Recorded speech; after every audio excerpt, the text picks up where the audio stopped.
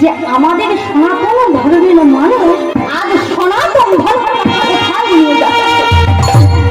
সবাই নয়, কিছু সনাতন ধর্মের মানুষ আছে যারা আমাদের গৌরাঙ্গ মহাপ্রভুকে ভুলে ওই দাদার পিছনে ছুটে।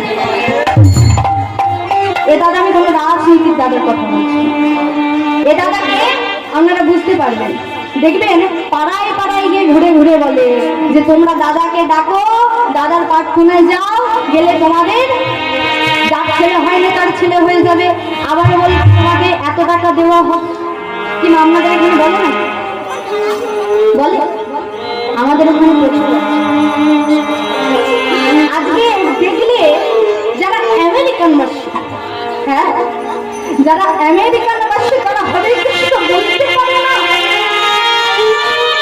হরি বল বলতে পারে না। যারা আমাদের দেশকে শাসন করে গেল, যারা আমাদের হাই হ্যালো বলা শিখিয়ে গেল, যারা আমাদের শুট গুট পড়া শিখিয়ে গেল ইংরেজ, তারা আজ একটা পরনে ধুতি, ললাটে চন্দন, হাতে নামের মালা নিয়ে কত আমেরিকান বাসী আজ তারা ওই মায়া আমাদের কাছে দেবে। এই মায়াপুরে মাটিতে ধুলার মধ্যে গড়াগড়ি খাচ্ছে, হরে কৃষ্ণ বলতে পারছে না, হরে কৃষ্ণ হরি বল, হরি বল বলতে পারছে হরি বল।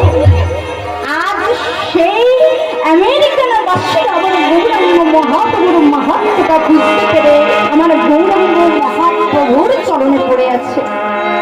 অর্থাৎ তারা কার সন্তান? তাদের দেবতাকে, তাদের ঈশ্বরকে কে? এই দাদা।